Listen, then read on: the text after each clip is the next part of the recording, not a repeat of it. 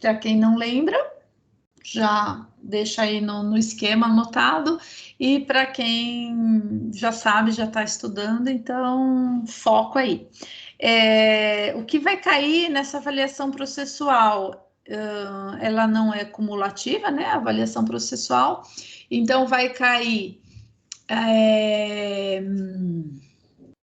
Vai cair gustação e olfato, sistema nervoso autônomo, contração muscular e a aula de hoje, tá bom?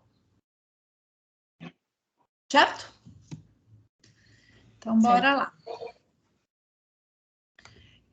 Se eu não estou enganada, a gente finalizou antes de ter a aula da semana passada, que foi contração muscular, a gente já tinha visto o sistema nervoso autônomo, certo? É isso? Vimos, né? Simpático, parasimpático. Sim?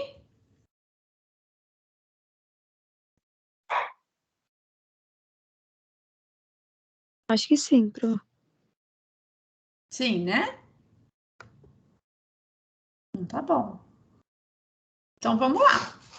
Alguém tem alguma dúvida, alguma coisa que vocês querem falar, perguntar? Não? Então tá bom. Então bora lá. Vamos falar de sistema motor. Na realidade, essa aula ela é meio que uma continuação do que nós vimos na semana passada em termos de contração muscular, muito embora a gente não vá falar de contração muscular, mas de mecanismos envolvidos no controle da contração muscular. A gente viu essa conversa aqui, né? De sistema nervoso, portanto, neurônio motor ou motoneurônio, como queiram, fazendo a sinapse num músculo esquelético e como ele efetivamente contrai. O que nós vamos ver hoje é um outro mecanismo de contração motora, que é a parte de reflexo, que vocês já vão estar meio inclinados, que vocês já sabem bem.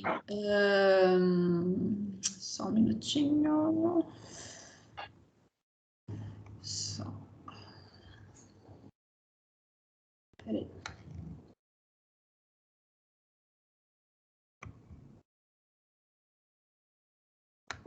Só um minuto.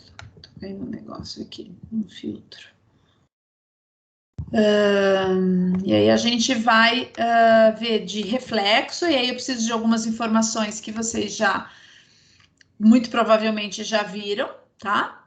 E vamos na aula, não na aula da semana que vem, mas na aula depois da prova, que já vai ser lá em novembro, nós vamos falar de estruturas do sistema nervoso central, então a gente vai falar de córtex motor, de cerebelo, de núcleos da base, como essas estruturas controlam, modulam o movimento, tá bom? Então, bora lá.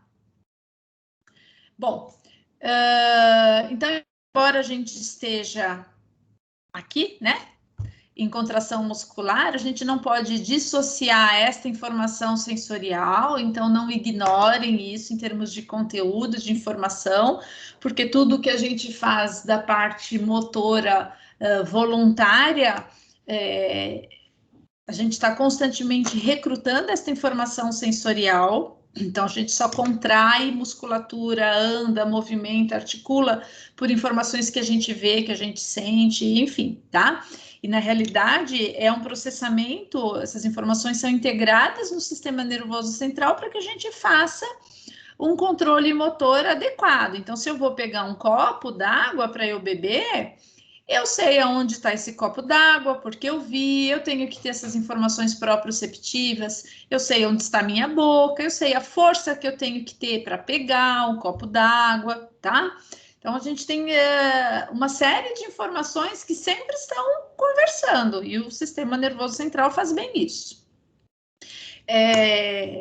A capacidade que a gente tem quando se fala em contração muscular, a gente sempre pensa num primeiro momento, é locomoção, é andar, correr, ótimo, de fato é isso. A gente consegue fazer isso porque a parte de musculatura e sistema nervoso nos permite isso, mas não é somente isso, né?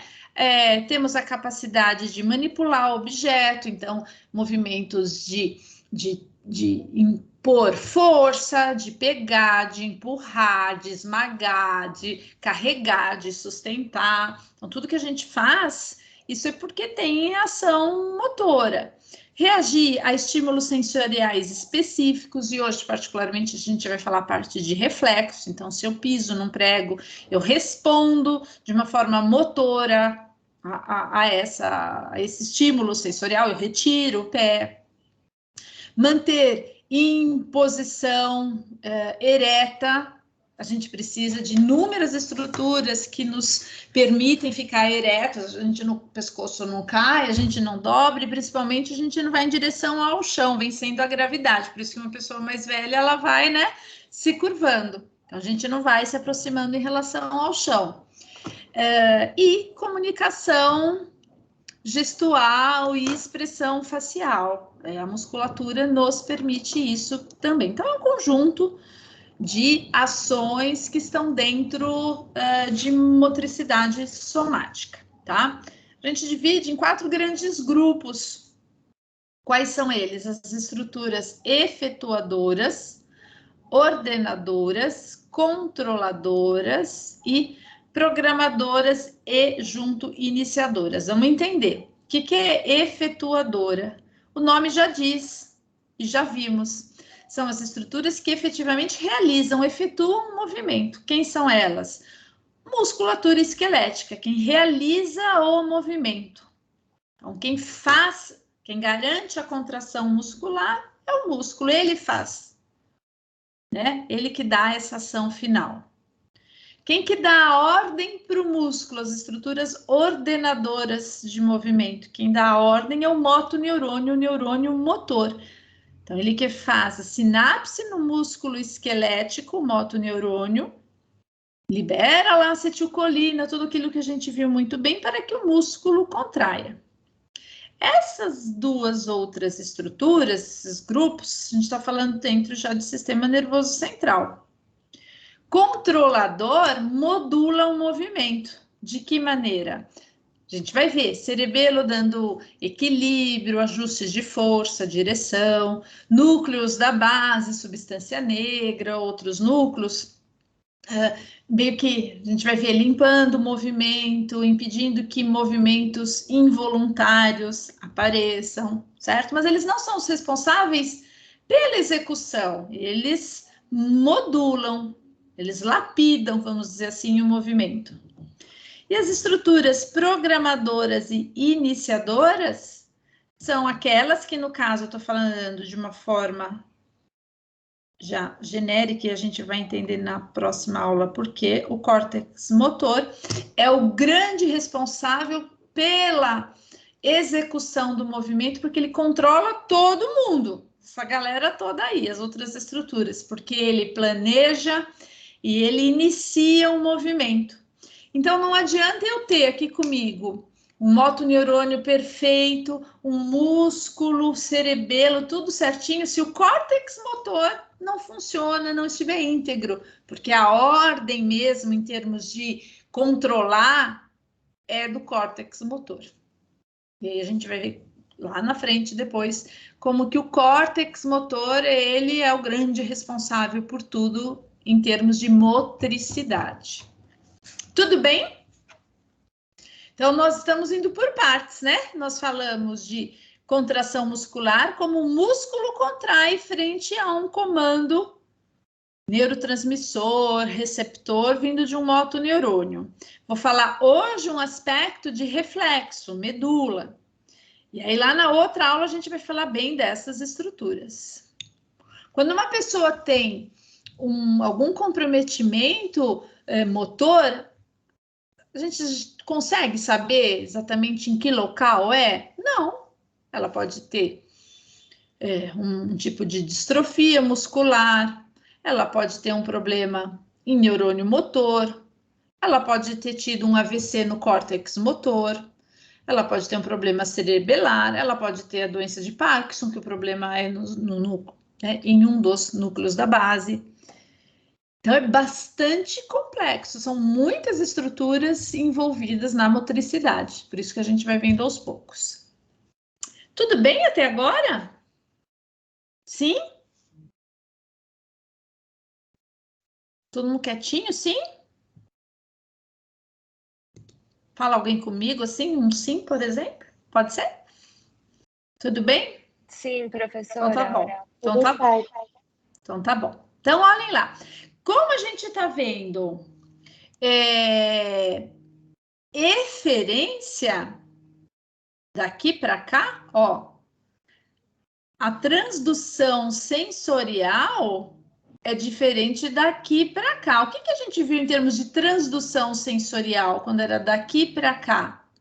Vocês lembram? O que que é a transdução? A transdução sensorial é que a transdução. Tem a ver com aferente e eferente? Isso, mas o que que é a transdução aqui? O que que era a transdução sensorial? É converter o que em que?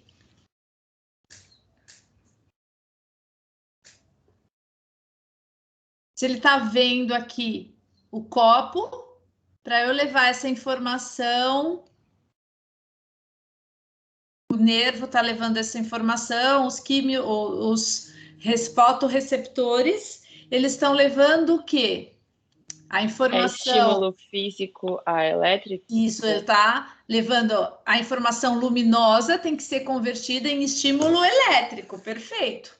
Porque a gente está indo daqui para cá.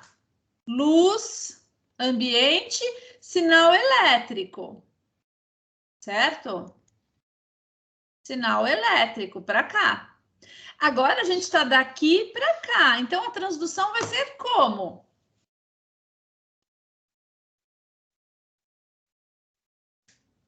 Eu tenho que mudar o quê?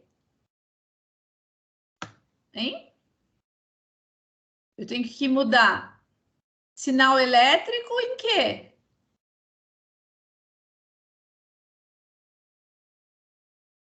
Sinal elétrico em quê? Motor. Isso, porque é uma eferência. Então, quando a gente fala de motricidade, a transdução, por ser eferência, é transformar o sinal elétrico, os sinais neurais, em força contrátil, que se manifesta como? Em movimento, em postura, em tudo em que o músculo faz. Vocês entenderam isso? Que a gente está agora em eferência. Então, o neurônio motor, ele traz uma informação elétrica, neurotransmissor e manda para o músculo. O músculo vai fazer o quê? De acordo com esta informação, ele responde contraindo. Então, ele converte aquela informação em contração, em força contrátil. Se vier uma sinalização baixa, fraca, o músculo vai contrair pouco. Se vier uma contração atrás do outro, atrás da outra, o músculo vai contrair mais. Então, é proporcional, que nem a gente viu na aferência. Tudo bem aqui? Tá? Em termos de movimento, existem dois grandes grupos. O que nós chamamos de movimento reflexo e movimento voluntário. Movimento reflexo é muito, muito diferente de um movimento voluntário. Por quê? A começar em termos de complexidade, formação de estrutura. Reflexo é bem básico. São estruturas, assim, são estruturas muito simples que participam na organização de um reflexo. Vocês devem ter visto isso. Diferente de um movimento voluntário, que há uma alta complexidade. O número de estruturas que participam de qualquer movimento voluntário que vocês possam imaginar é imensamente maior de uma resposta reflexa. Digam aí para mim um movimento reflexo e um movimento voluntário qualquer, para a gente comparar. Reflexo pode ser aquele tipo do joelho quando batem com o martelinho? O patelar. Então, perfeito. Reflexo patelar. Bate, que a gente, por sinal, vai ver com detalhes. Bate o martelinho, a resposta é tum, esticar. Isso é um reflexo. Perfeito. E qualquer outro movimento voluntário? Você esticar a perna para andar? Andar. Perfeito. A gente aprendeu a andar, né? E a gente pode elaborar um pouquinho mais se eu quiser falar de andar em cima daquele elástico que o pessoal faz hoje em dia, né? Que você põe lá, prende na árvore, né? Andar em cima daquilo. Coisas bem distintas. Então, olha só. Quando eu falo no reflexo patelar, primeira coisa, ninguém ensinou a gente, olha, o dia que baterem no martelinho, você vai fazer, a gente faz e pronto. Por quê? Ele é inato, assim como qualquer reflexo. O que é ser inato? Qual é a definição de algo inato?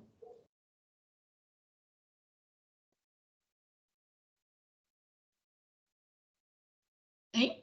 Tem a ver com inativo? Não. Inato. É a parte da natureza. Isso. Então, nascemos Com essa natureza, com com essa reflexo. natureza, com essa habilidade, com essa capacidade é inato. Nascemos assim, não precisa de uma experiência prévia. Vamos fazer isso e acabou. Ninguém chega e fala. Né? Um bebezinho chora, chorando. Vai fazer inúmeros reflexos que são feitos na sala de parto, porque ele vai fazer assim, daquele jeito e acabou. Ele nasce com aquela capacidade de, certo? E eles são estereotipados, os reflexos. O que quer dizer estereótipo? Estereotipado?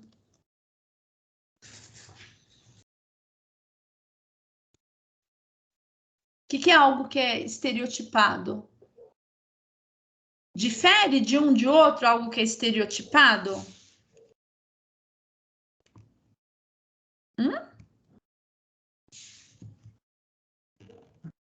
Uma coisa que é estereotipada, ela é igual. Ela é padrão.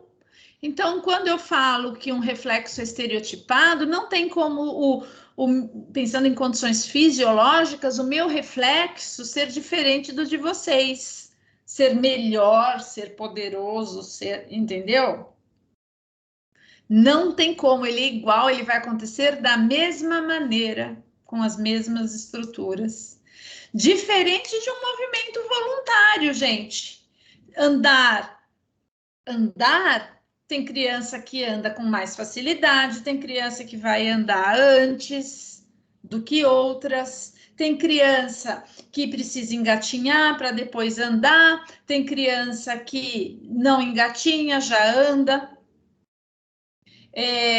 E aí, se eu vou lá aprender aquele negócio de andar no elástico, tem gente que aprende rapidamente, tem gente que vai demorar uma vida, tem gente que quase não aprende, tem gente que já faz isso de olhos vendados, cada um vai fazer de um jeito, certo? Com uma habilidade, principalmente porque é modulado a resposta voluntária por aprendizagem. Todo movimento voluntário é modulado por aprendizagem. A gente precisa aprender, vai ter estratégia, vai ter planejamento, vai ter repetição para ficar cada vez melhor. E reflexo aconteceu, acabou, pronto.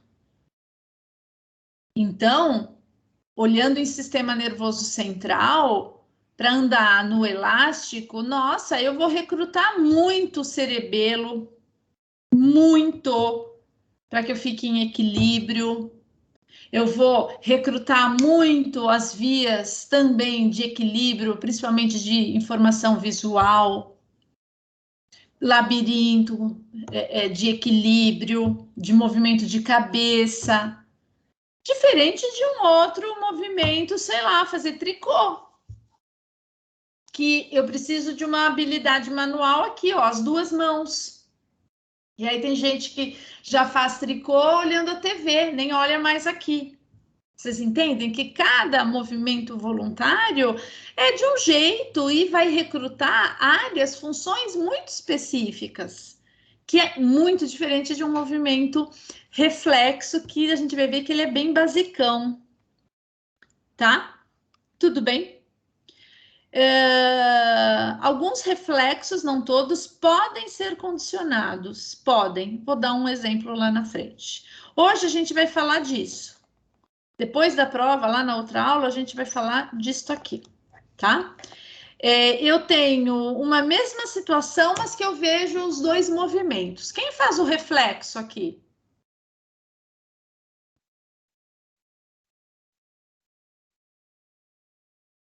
Quem que tem o movimento reflexo?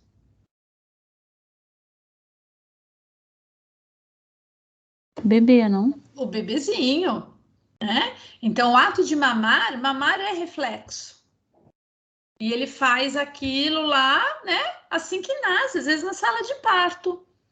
E ele vai ter essa resposta sempre. Coitadinho, principalmente quando é muito pequenininho, ele não sabe de nada e ele tem esse reflexo. Se você der o dedo, ele vai mamar o dedo.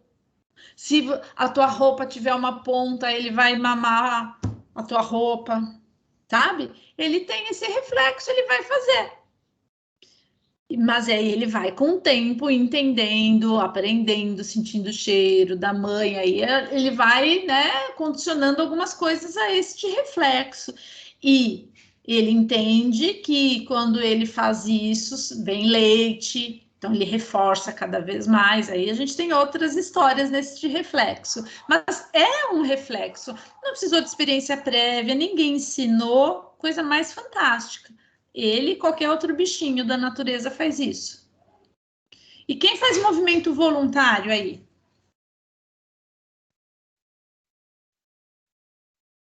Hein? Hein? A mãe.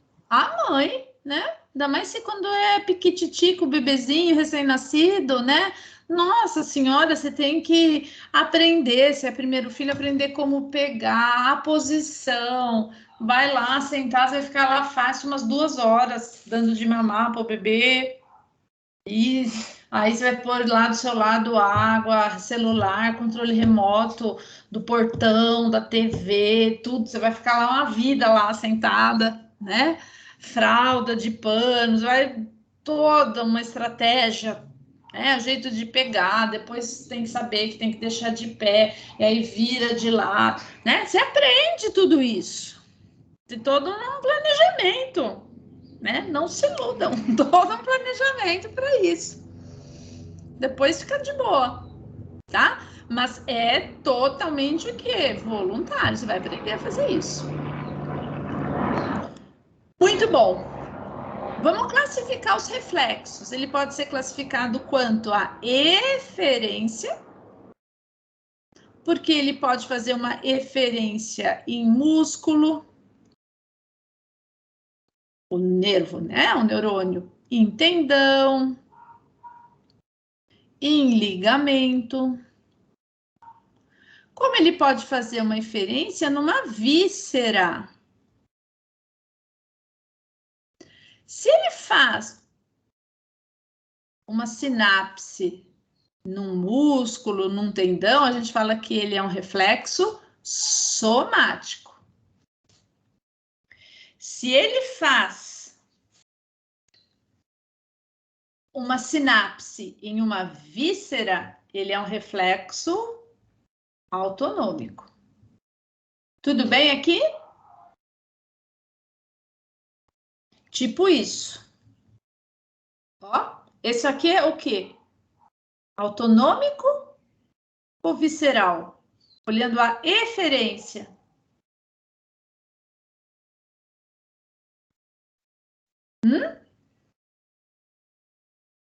Como eu classifico esse reflexo?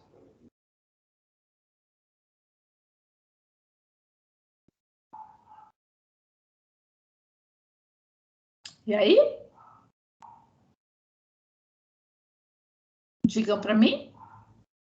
Ele é autonômico Ou ele é somático? Somático. Somático, por quê? Ó, a eferência aqui, ó, neurônio motor, eferência, ele faz sinapse no músculo. Então, a gente fala, olha, vai ser um reflexo somático diferente aqui, ó. A gente está vendo o quê? Um neurônio lá que vai fazer uma sinapse na víscera. Tudo bem? Então, a gente está falando do quê? De um reflexo visceral, autonômico. Somático, porque no músculo, autonômico, ó lá, certo? Porque é numa víscera. Tudo bem? Isso é eferência. Local onde ele é formado para que ele ocorra. Hoje a gente vai ver, a maior parte dos nossos exemplos é na medula espinal. Então a gente fala que ele é um reflexo medular ou espinal, mas o termo mais correto é medular, tá? Reflexo medular. Porque ele ocorre na medula. Mas tem reflexo craniano, que é alguma estrutura do quê? Do encéfalo. Certo? Número de sinapses, aonde ele é formado para que ele ocorra. Se eu preciso de uma sinapse, óbvio, ele é o monossináptico. Se eu preciso de mais de uma, portanto, duas ou mais, ele é polissináptico. Tudo bem? O que define quantos ele precisa? Então, na realidade, não existe assim um padrão para falar, olha, esse vai ser mono ou poli. É que para ele ser poli, ou seja, ter mais do que um, portanto, dois ou mais, a participação de mais neurônios para que ele ocorra, seja inibindo uma via ou ativando. Então, a resposta já é um pouquinho mais elaborada. Mas a gente não precisa entrar nesse mérito para entender o que faz ele ser poli. Então, a gente vai mostrar exemplos de quem de fato é poli, tá? Entendi. Tá bom? Tem reflexo que eu vou mostrar para vocês quando a gente pedir para classificar. Olha, vou mostrar para vocês. Ele é um reflexo, por exemplo, o reflexo patelar, que até demos o exemplo lá, vocês citaram lá na frente. Ele é um reflexo somático, medular, monossináptico. É num músculo, a resposta final. Ele é totalmente organizado na medula e para a sua ocorrência, lá na medula, uma sinapse só. Mas existe reflexo também somático, medular e polissináptico. Tá? Então, aí vocês vão ver as diferentes formas da gente classificar. Tudo bem? Vamos começar vendo, então, autonômico. Como eu disse, reflexo autonômico é aquele onde a eferência se dá numa víscera. São os reflexos chamados viscerais. Olha exemplos aqui: tosse, vômito, espirro, salivação, micção, que semestre que vem na fisiologia vocês verão bem. Também defecação, reflexo. Fisiologia vai ser com você? Então, eu dou fisiologia, não sei se eu vou dar para a turma de vocês. Ainda não saiu o horário, pode ser que seja, pode ser, não sei, quem sabe, né? Aí, se for, aí a gente vai estar presencial juntos. Vamos ver. Assim que eu souber, eu falo. Bom? Então, ó, micção, defecação, deixa eu ver, olha, um super bonito, este reflexo, deglutição, é reflexo. Aí você fala, ai, eu engulo porque eu quero. a primeira parte da deglutição a gente decide, o resto... Porque na deglutição tem uma série de eventos que acontecem que não somos nós que determinamos. Abaixamento de epiglote, abertura de esfíncter, de esôfago, tudo isso não é a gente que faz, é reflexo. Ok? Então, são exemplos de reflexos autonômicos. Cada um desses tem um local onde eles são estruturados, organizados para ocorrer. Então, micção, defecação é medular. Vocês não acharem que todo autonômico é craniano. Deglutição é craniano. Tem uma área em específico, inclusive. Precisa saber? Jamais. Vômito, uma área super importante. Uma estrutura do sistema nervoso central, perto ali do quarto ventrículo, tem a área do vômito, que quando estimulada, deflagra uma série de ações que culmina com o vômito. Né?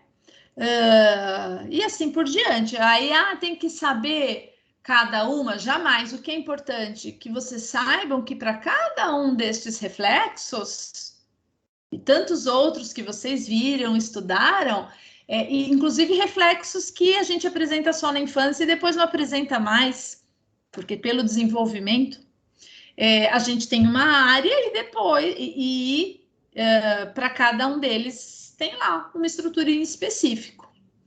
Uma característica de reflexo visceral é que existem sinais excitatórios e inibitórios que podem fazer com que o reflexo apareça ou não. Por exemplo, o que eu posso fazer com que estimule o centro do vômito? Porque, o que eu quero dizer o centro do vômito? O centro do vômito, ele manda a informação para onde? Toda a via digestiva aqui alta, em que você tem peristaltismo reverso, para você expelir do estômago para fora, abertura de esfíncter, abaixamento de língua, epiglote abaixa para você não broncoaspirar. Tudo isso tem que acontecer para o vômito ocorrer. Quem que faz isso? Essa estrutura. Não é uma coisa que a gente faz, vamos lá, a válvula abre. Não. É essa estrutura. Existem fatores que estimulam este centro. E aí o vômito aparece. Por exemplo, o quê?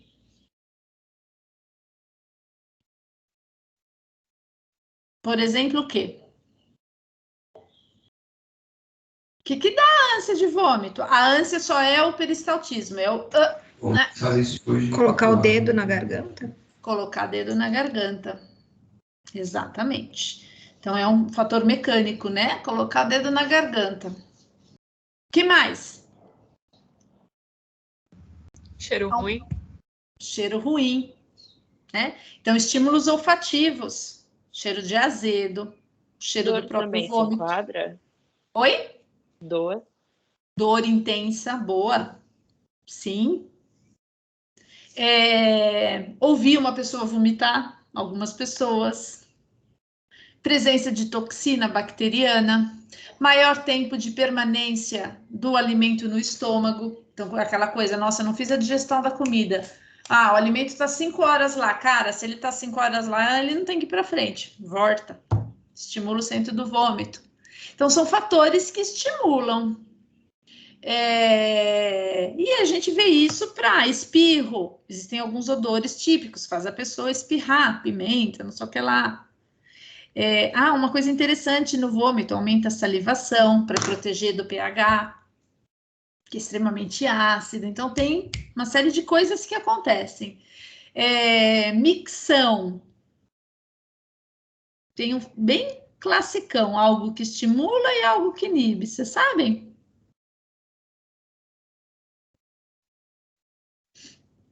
Ouve barulho de água? Exatamente. Exatamente. Para criança, isso dá super certo. Então, quer colocar uma criança que às vezes precisa fazer exame de urina, principalmente criança pequenininha, que não faz nunca xixi, cara, liga a torneira. É assim, funciona muito bem. E ainda a torneira assim que tá, cai pouco, você regula assim para cair pouquinho. Ouve o barulho de cair água, faz xixi. E inibe. Tem até um nome, né? Síndrome da bexiga envergonhada. A presença de uma outra pessoa junto para você fazer xixi. Todo mundo sabe isso, né? Você tá junto com outra pessoa e vai fazer xixi. Nossa, cara, difícil, né? Principalmente mulher.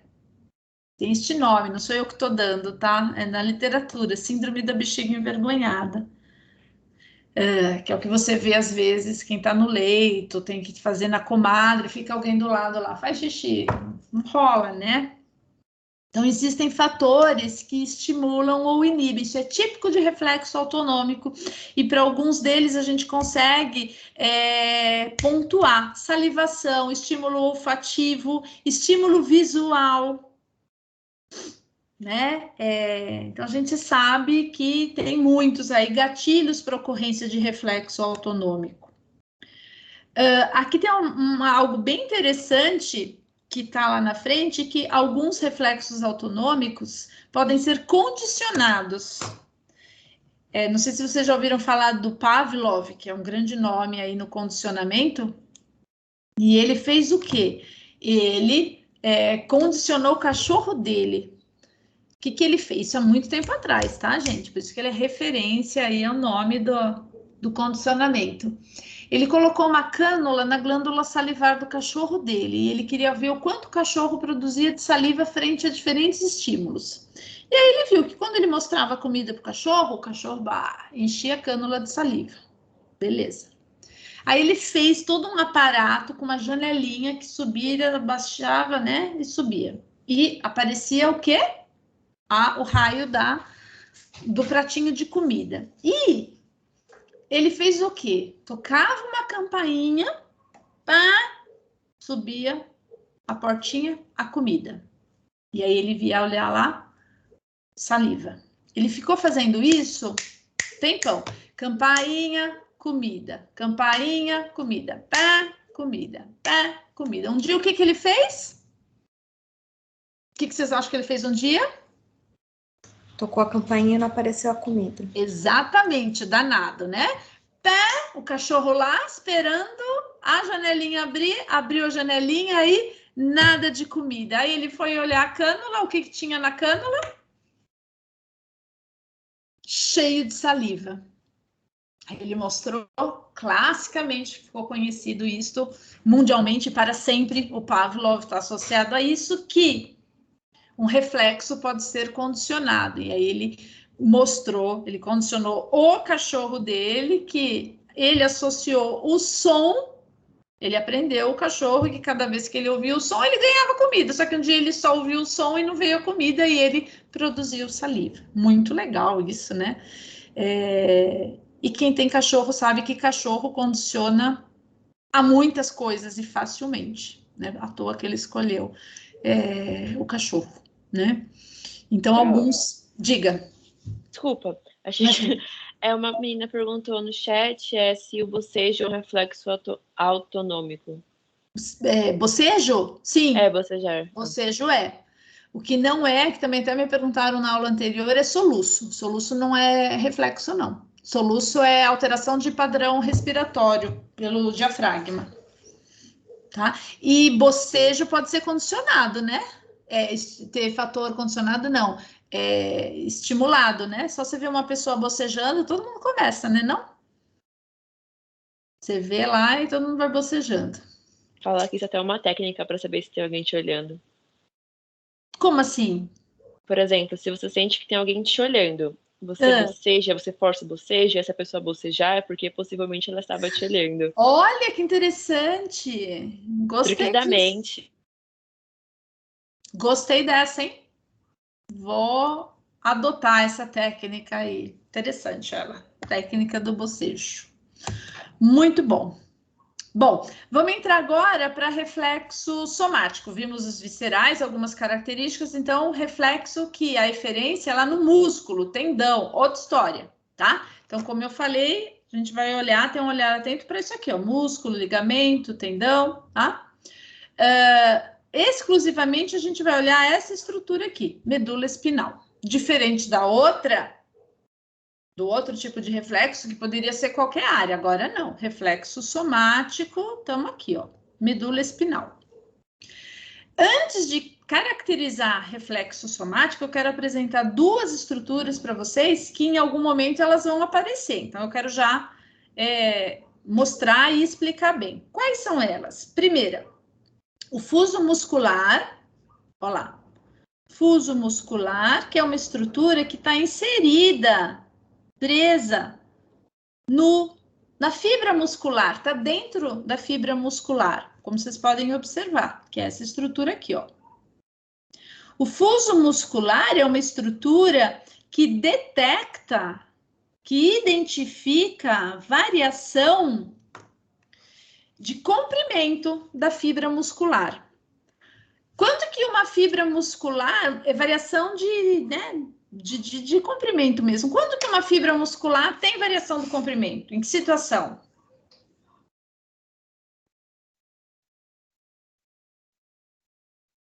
Quando, gente? Contração? Quando ela contrai. Então, a gente já pode meio que deduzir que o fuso muscular, ele é recrutado, solicitado quando a fibra muscular contrai. Ok? Existe uma outra estrutura, que é o órgão tendinoso de Golgi, que vocês vão ver muito. Pessoal da fisioterapia, cara, vai ver muito isso na vida e vai falar muito como OTG, órgão tendinoso de Golgi. Como o nome diz, tendinoso, ele tá ali preso aos tendões, ó, o tendão aqui. Então, ele está fazendo essa interface com o tendão músculo, ok? E o órgão tendinoso de Golgi, ele, diferente do fuso muscular, ele vai identificar variação, detectar variação de peso, de tensão no tendão.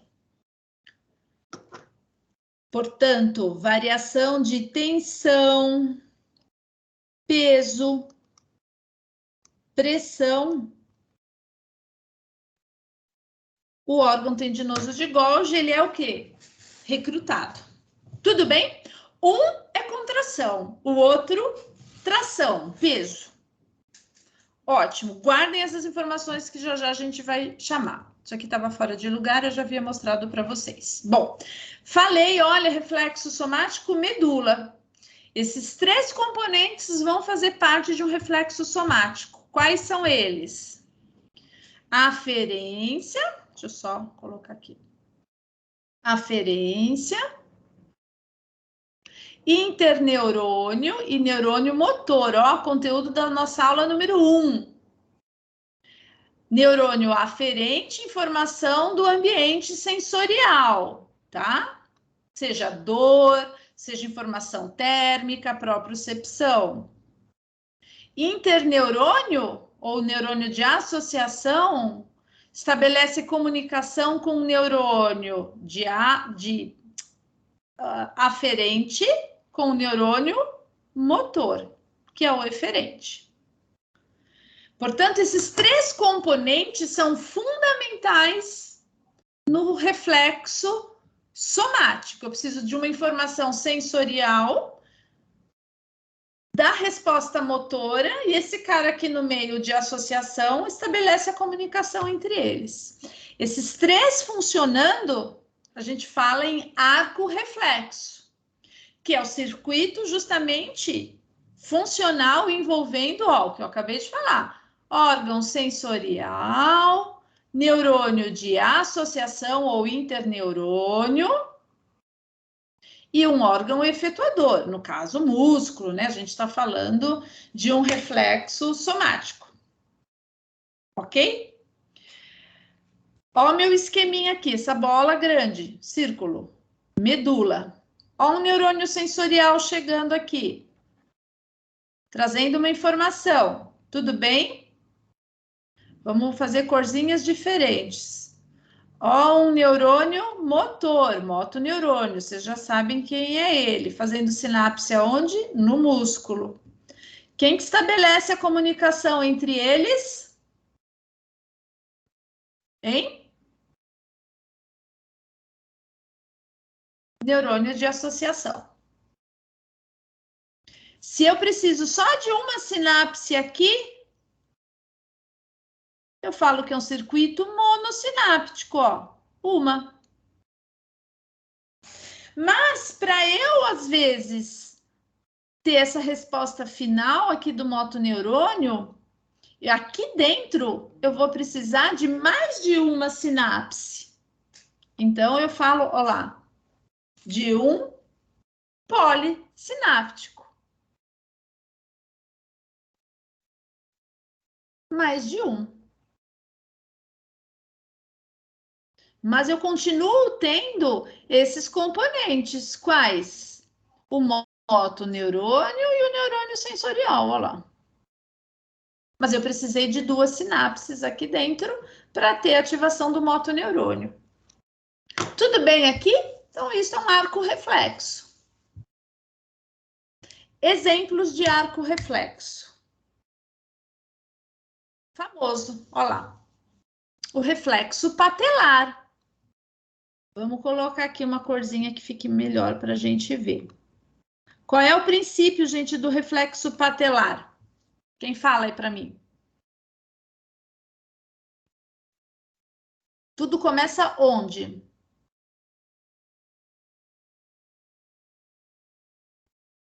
Num estímulo externo? Isso. A batidinha do martelo, um martelinho próprio para isso, naturalmente. Batendo aonde? No tendão dessa musculatura aqui, que é nessa região aqui na patela.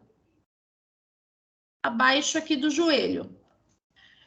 A pessoa, quando passa por essa avaliação, que acho que quase todos nós já passamos por isso, né? Uma vez na vida, o paciente tem que estar a pessoa sentada com a perna livre, não pode estar encostada no chão. Então, ela tem que estar com ela bem soltinha.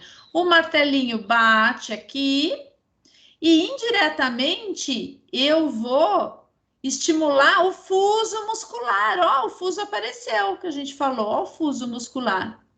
Como que eu vou ativar o fuso muscular? Quando o martelinho aqui bate, tem que ser uma batida firme, não pode doer, né? Como eu disse, faríamos isso em aula prática. Enfim, não pode doer. Então, eu vou dar uma batidinha aqui. Esta batidinha, o que ela vai fazer? Ela vai levar ao estiramento, à contração aqui da musculatura. Por essa batida. Quem que detecta essa batidinha aí?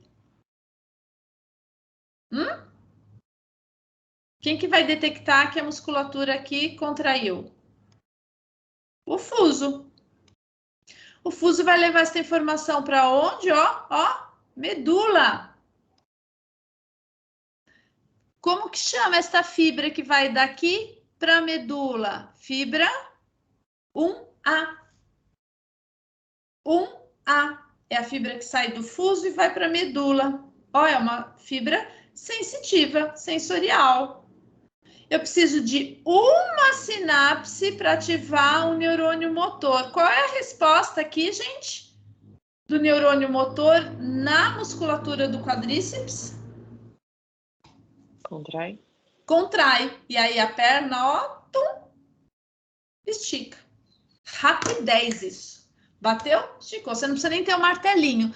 Se tiver em casa aí, sentado, alguém tiver aí na sua casa, tá num banquinho, qualquer coisa, você dá com essa parte aqui da mão, nessa região aí, e bate, perna estica. Ok? Então, este é um reflexo somático no músculo. Medular, ó, todo organizado aqui na medula. E eu só tem uma sinapse, ele é mono, ó. Monossináptico. Quando que se faz esse reflexo aí? O médico quer avaliar o quê? O músculo da pessoa? O reflexo dela, né? E aí ele tá de olho em quê exatamente? Na medula. Na medula, a integridade do sistema nervoso. O quão essa pessoa responde. Normalmente se investiga isso, quem investiga normalmente muito essa parte reflexa é um neurologista, que ele tem lá uma gama imensa de reflexos que ele avalia. Mas também ortopedista faz, inclusive se a pessoa tiver contratura, lesão muscular e tudo mais, também se investiga isso, o fisioterapeuta faz bastante. Mas normalmente o olho, a atenção maior é como que está a resposta reflexa, como que está essa comunicação do músculo com medula. Porque algumas pessoas não têm, que é o pior cenário, ou tem muito em termos de resposta hiperativa ou aquém, né? Uma resposta menor do que se espera. Para algumas patologias, algumas doenças, isto é um indicativo. Por exemplo, a esclerose múltipla. Tá? Mas só o médico lá para investigar isso. Tudo bem aqui? Dá para fazer isso em outro lugar, além do joelho? Sim, sim, dá. Tem o de Aquiles, tem do ombro, tem mais de um, tem inúmeros reflexos da língua, tem vários, tá? Da língua, o neurologista pede para o paciente abrir a língua e ele fica contando que a língua sozinha ela dá uns, né? Ele conta num espaço de tempo quantas vezes a língua tem essa resposta. Então, tem inúmeras respostas que se avalia, reflexos, tá? Então, esse é o reflexo patelar, monossináptico. O outro é o reflexo de flexão ou retirada. Eu gosto mais de falar este nome porque mostra o que de fato acontece. Você retira o membro, então fica mais fácil para guardar. Reflexo de retirada, que é o famoso pisar no prego, encostar a mão na panela, seja o que for, tá bem? Então vamos pegar esse exemplo, que é o que a gente já trabalhou, a gente conhece esta figurinha aqui. Então, olha lá, o gatinho pisou numa coisa quente. Machucou, queimou, uma informação térmica intensa. Quem que leva essa informação aqui? Na fibra aferente, informação sensorial. Olha lá, inúmeras, mais de uma sinapse para que ocorra o que aqui no músculo, gente? Ó, e não é uma eferência, são duas. Por quê? Ó, eu vou contrair o bíceps e relaxar o tríceps para tirar a patinha dali, ó. Então, eu relaxo essa musculatura para tirar dali e contraio aqui. Certo? Então, eu preciso de uma resposta mais elaborada, inibindo, estimulando outros interneurônios para que eu tenha essa resposta final. Ele é, sim, um reflexo somático, ó, no músculo, medular e polissináptico, exemplo clássico de um reflexo polissináptico de retirada, seja pisar no prego, encostar na panela, o que for, encostei na panela aqui, eu contraio aqui e relaxo isso. Tudo bem? Tá claro isso? Um ponto importantíssimo para a vida, meu Deus, para a vida. Quando essa informação de dor, de calor intenso, tá caminhando aqui, ó, quantas informações vocês já sabem. Os termorreceptores ou os nossos receptores identificaram essa informação, conduzir essa informação aqui, ó, a aferência, gânglio da raiz dorsal, entrou. Essa informação de dor vai fazer o quê quando chega aqui? Se é de dor, faz o quê, gente? Entrou na medula, já faz o quê? Vai direto pro... Ele cruza? Isso, olha lá, cruzou e vai subir, né, via anterolateral, porque ele tem que ir lá para o córtex. O que eu quero mostrar para vocês, que uma coisa é subir lá para o córtex e a outra coisa é fazer... Ops, sem querer eu Acabei de descobrir uma coisa, que se ficar apertando, vira borracha. Ó, uma coisa é isso. Né? Entrar e sair pela medula reflexo. Outra coisa é subir, ir para o córtex. São coisas diferentes. E não precisam uma da outra. Vocês acham que para tirar a patinha, para a gente tirar o pé do prego, precisa chegar lá no córtex a informação?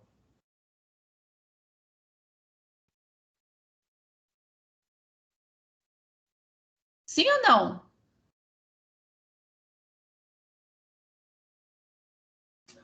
Acho que não, né? Não, exatamente. Por que não? Não precisa chegar no córtex. Por quê? Porque é um arco reflexo e precisa ser rápido? Isso, o arco reflexo é rápido. Chegar no córtex vai demorar, principalmente porque a gente está falando de uma informação de dor. E quem leva informação dolorosa, leva a informação com que velocidade? Menor. Então, gente, para a vida. Resposta reflexa, a gente não precisa da informação consciente lá em cima no córtex, hein? A gente tira, independente de chegar lá em cima. Reflexo não tem o aspecto consciente. Por isso que existem pessoas que estão em hospital, tá lá, inconsciente e tudo mais, elas exibem algumas respostas reflexas. E ela não tem lá a identificação, tá? Porque se a gente precisasse que a resposta chegasse lá no córtex, você pisou no caco de vidro, pisei, vai para o córtex, é verdade, é um caco de vidro, deixa eu tirar o pé de lá, tirei. Aí já teria ferrado com tudo, né? Tá? Então não precisa. Arco reflexo é rapidez. Tudo bem? Segundo ponto. Quem tem hanseníase, lepra, a bactéria vem, ó, destrói isso aqui, ó, vai progressivamente destruindo isso. Pode ser de membro superior, inferior. E aí a pessoa encosta a mão na panela, tem arco reflexo para retirar?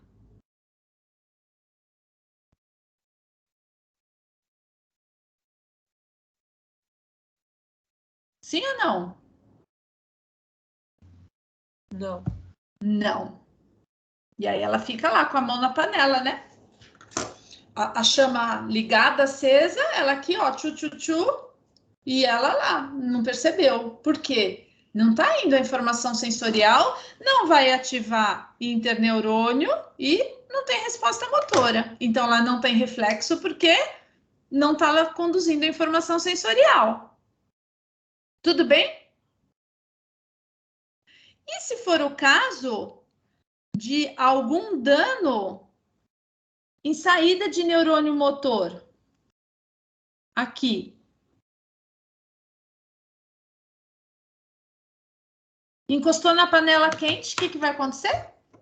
Tem reflexo?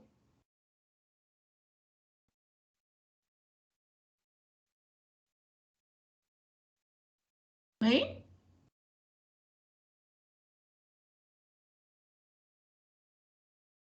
Quem tem alguma lesão em neurônio motor, tem reflexo? Não, não vai ter. Mas ela sentiu? Sentiu porque ativou pela via aferente e foi para Isso.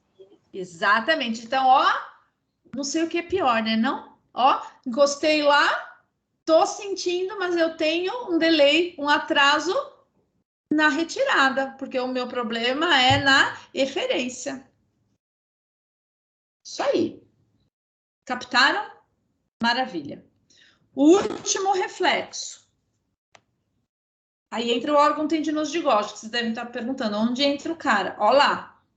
Órgão tendinoso de Golgi, tá aqui. Fazendo lá a inserção, tendão, músculo, ele tá lá. O que ele faz mesmo? Identifica a tensão, peso, aonde? No tendão. E aí eu pego um de vocês e falo, olha, vai segurando esta caixa, mas pelo amor de Deus, aí tem toda a louça que pertenceu à minha avó, louça inglesa. Nem pensa em quebrar isso, hein? E aí vocês estão lá e eu vou pondo prato, e vocês lá. Chega uma hora que vocês estão com o prato até aqui. O que vai acontecer? Mesmo que vocês não queiram. O que vai acontecer? O braço vai começar a cair. O braço vai começar o quê? Soltar. Vai chegar uma hora que vocês vão largar isso. Bem bonitinho, um aluno falou na aula passada, vai ser sem querer, mas a gente vai deixar cair no chão. Vocês vão soltar. Mesmo que vocês tenham todas as orientações do mundo, que pelo amor de Deus, não deixa isso cair. Por quê? Ó, tô pondo peso. O que tá acontecendo aqui no tendão? Eu vou começando, o músculo não tá aguentando esse peso. Aí uma hora ele vai vindo a tensão aqui aonde? No tendão. E vai aumentando, uma hora que o músculo não tá aguentando mais, ele vai acionar o órgão tendinoso de Golgi, ele vai tracionar, puxar a fibra 1B, leva essa informação para a medula. Como resposta, ó, 2 sinapses, a medula relaxa o músculo, leva a resposta de relaxamento para o músculo. E aí, se relaxa o músculo, você deixa de contrair e solta tudo. Certo?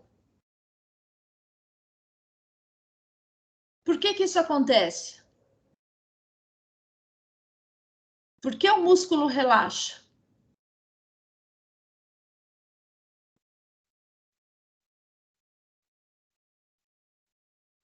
Hein? Porque senão ele pode se lesionar. E isso é um mecanismo puramente de proteção ao organismo, fantástico. Ele garante, olha lá, a integridade muscular. Ele está sinalizando que, olha, vamos proteger o músculo, porque se continuar, você pode ter ruptura do músculo, do tendão, de tudo, ligamento, tudo. Então, é um mecanismo de proteção. É a mesma coisa que eu falo para vocês, olha, tire aquela caixa do chão, mas, ó, ela tá extremamente pesada. Mas, na realidade, é uma caixa, o quê? Extremamente leve. E aí, vocês vão lá e vão fazer o quê?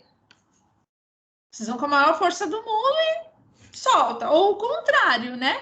Vocês acham que é uma caixa leve e vai com a força e não dá. Então, é um mecanismo de proteção. A gente vê isso principalmente em Olimpíadas, que a gente vê que os caras estão lá no limite, eles param, tipo assim, vou conseguir. E tá lá, só que ele não consegue. E aí ele relaxa, solta o peso lá que ele tá carregando. Ele querendo ou não, ele solta, tá? Por que algumas pessoas carregam mais peso e outras não? Porque é o músculo que determina o quanto ele suporta esta pressão.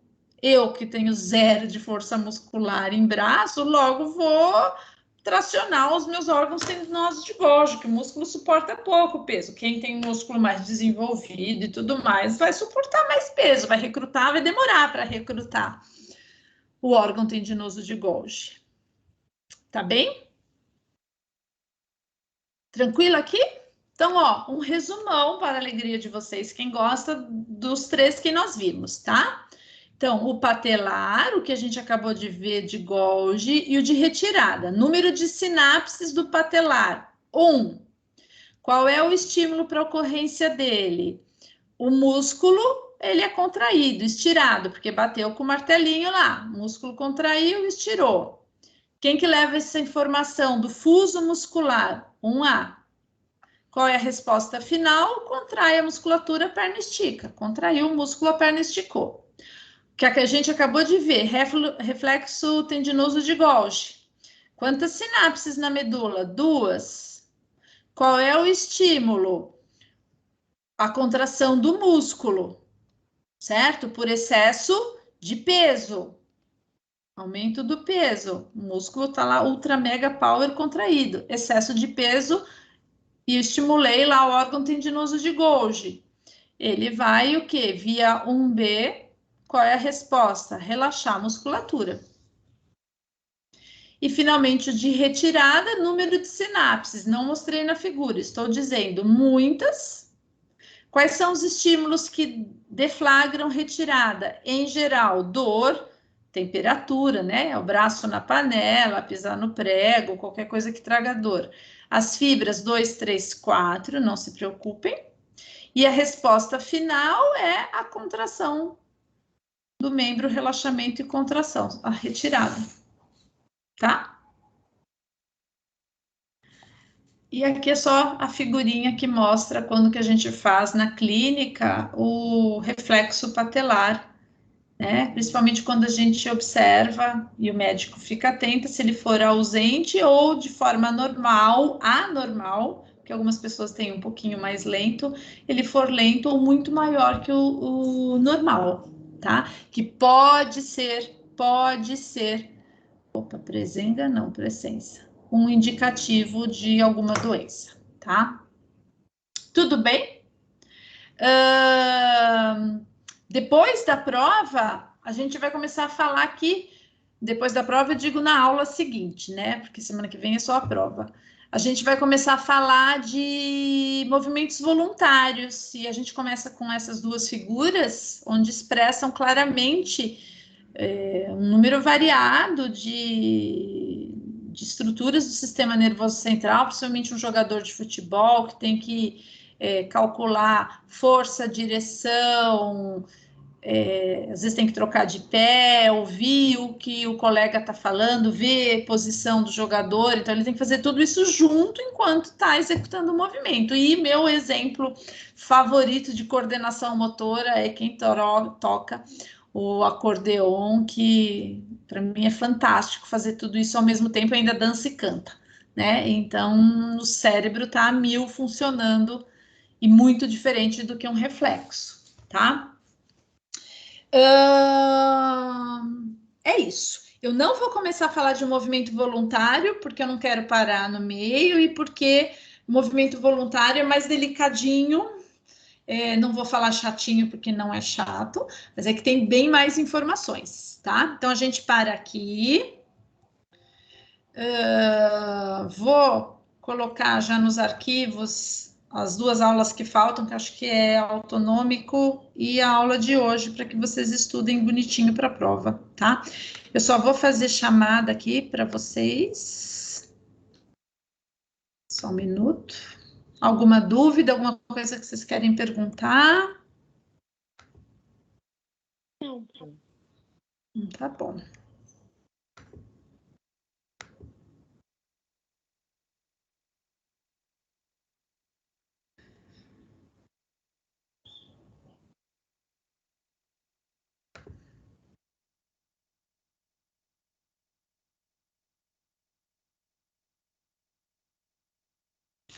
Alessandra.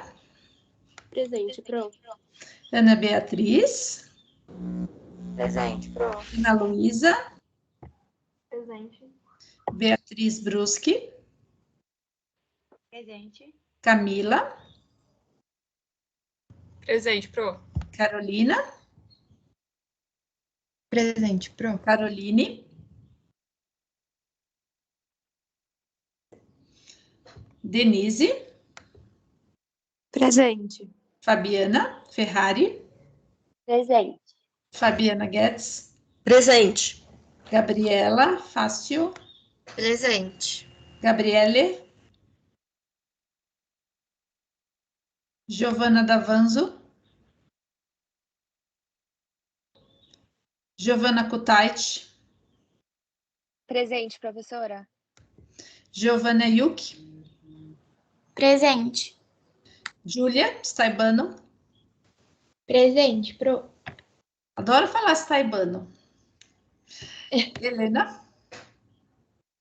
Presente, pro. Isabela de Macedo. Presente, Pro. Isabela Lima. Isabela Maria. Ok. Presente. Isabela Cominato. Presente. Jamile. Presente, Pro. João Pedro. Presente. João Vitor. Presente. Júlia Pedro.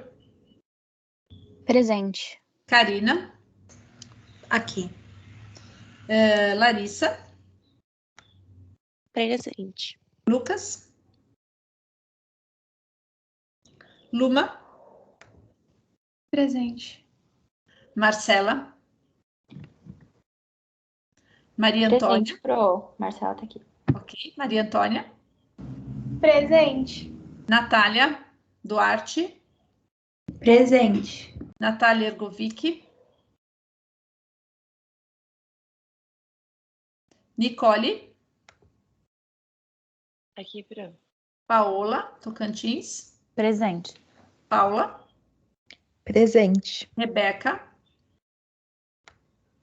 Presente. Rodrigo.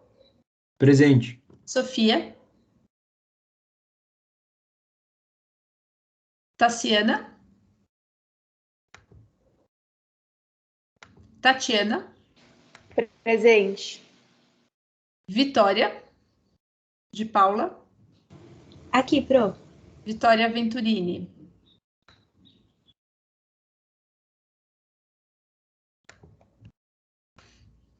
Muito bem.